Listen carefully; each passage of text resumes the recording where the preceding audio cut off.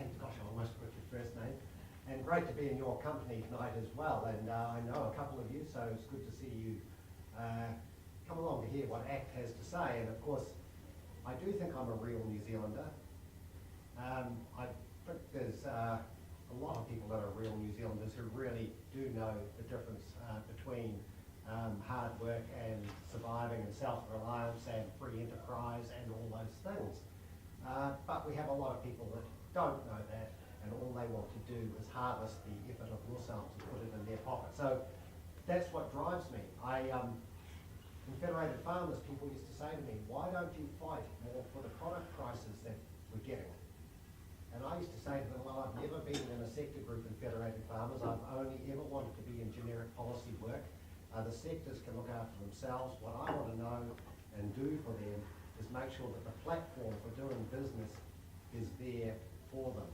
And you know, it still bugs me to this day that many farmers worry about the product price. They forget the components of that product price and why they're only really the residue receiver of that. And I'll relate a story later on about how that changed dramatically for the sheep and beef farmers in a period of 7 years in the south anyway. So what else drives me? Why else would I want to be standing for ACT in this election?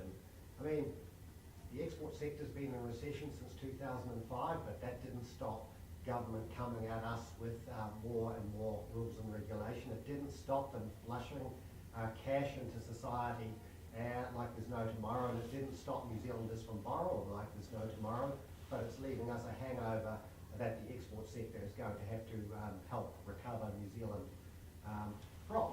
And of course, I really, really do get angry at the alarmists in society, the people that trade on fear and fear of tomorrow is what I call it. And of course, in that space, I've really been focused on the climate alarmists in the New Zealand sense and in an international sense. And my reason for being really is that I trust in evolution. I trust in markets. I trust in the good things coming to the surface out of market-based free enterprise. And I trust that we can one day get rid of oppression in enterprise by having too big a government over the top of us. And so the key tenet that drives me, and I know that I think I helped some people in this region, I know I helped one gentleman a lot anyway, is to maintain authority over property. The takings of property in this country have been enormous in my farming life, and it's got to stop. Under the Public Works Act, you get reparation for takings, where society says we want to take part of your property to build a road or an airport or something like that. But under the RMA, no, there is no reparation available in the statute. Luckily, in the Taupo zone, there was some reparation for the nitrogen discharge allowance concept into this region. But sadly, in my opinion, it was hugely understated the amount that was required to buy off or out the takings of property from the people affected. And that's why I was heartened at my first perhaps couple of weeks in the job that a certain gentleman in the region was able to recover a lot more out of the compensation package from the Lake Taupo Protection Trust. But it just seems so wrong that you have to fight so hard when the state wishes to impose rules and regulations over your property. It doesn't matter whether it's your land or it's anything around you that is your space. If they wish to take it without compensation, then there's a serious problem. And the RMA, that is why it needs to be majorly reformed. Put a compensation package in there and a lot of this stuff will diminish. The other thing that I fight for and fought for all the time I was in Federated Farmers and will continue to fight for is I know that inflation has two components. One, to me, is the stuff we buy in our day-to-day life, and you don't have to buy it, but if you want it and the price has gone up, you pay the price. That's like the ice cream doubled in price, you buy it or you don't buy it. But then there's the other inflation that bugs me, a lot. And that is the stuff you have no control over. That's what we call non-tradable inflation. It's gone up 97% since 1990. Other inflation, the stuff that I do have some control over, 26%.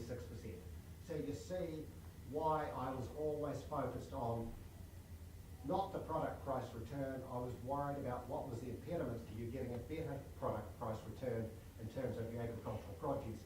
And I can tell you, and I related this earlier today to John and David, that in 2000, 2001 was my best farming year ever. I had $78 was the gross land price, and I had a cost of production of $28. And I actually was a reasonably useful farmer in those days, really quite a productive person. 2007, worst farming year ever in 50 for sheep and beef farmers in this country. I had a return of $55 a lamb, and my costs had gone up $26 to $54 a lamb. So I made $1 a lamb profit to pay tax, not much tax, don't tell Phil Goff that, and do your capital expenditure and put food on the table.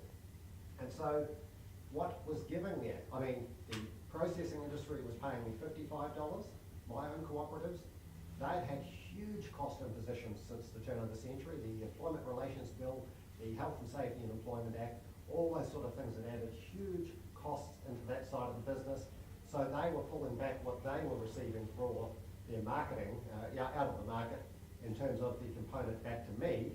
They'd reduced that considerably down. At the same time, generally my non-tradable, my compulsory costings had gone up from $28.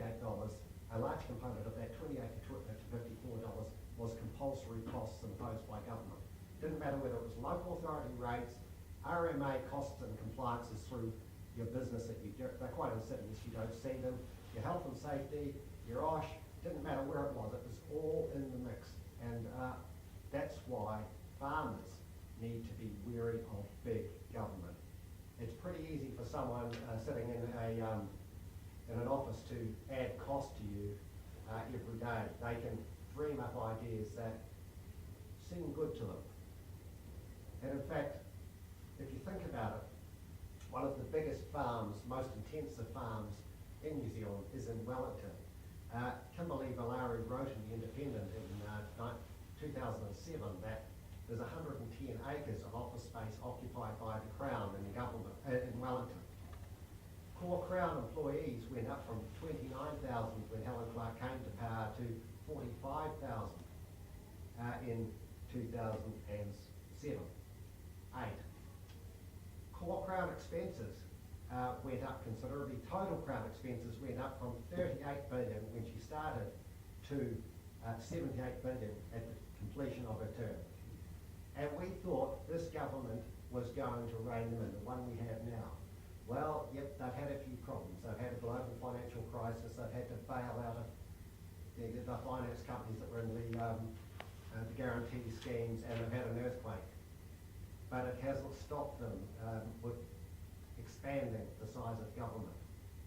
And as John said, all this expansion, all this new borrowing, the $12 a day for every man, woman and child in this country is going to have to be paid back. And I would suggest to you that it is going to be paid back by the harvest of the land, the sea and the view. So the farming and mining sector and the tourism sector and the fishing sector. That's what's going to pay it back. And at the same time, we've got a lot of noisy people in this country saying, and they are very noisy, they get a lot of media, that the farmers get a subsidy from the environment. Well, it bugs me a lot to hear that, because I know that we're just the base users of the environment. So many other people I label reef fish take a whole lot on the way through to the end value.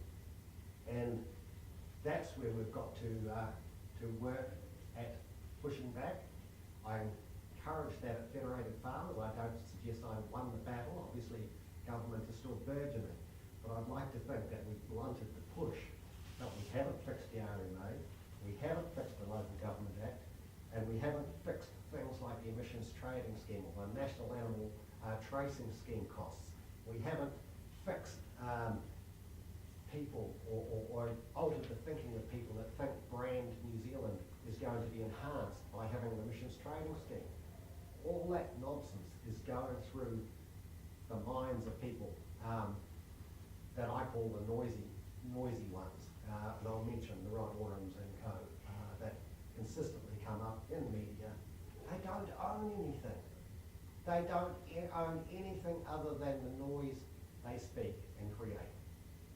And I just get sick of people that aren't real New Zealanders telling me how to operate.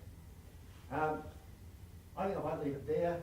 John, he takes all the thunder. It's really scary. He's very good at it though, so I'm really learning a lot from John, and I will learn a lot in the next day or two from John. But happy to take questions from you all, and great to be in Taupo tonight. Thank you, Rob.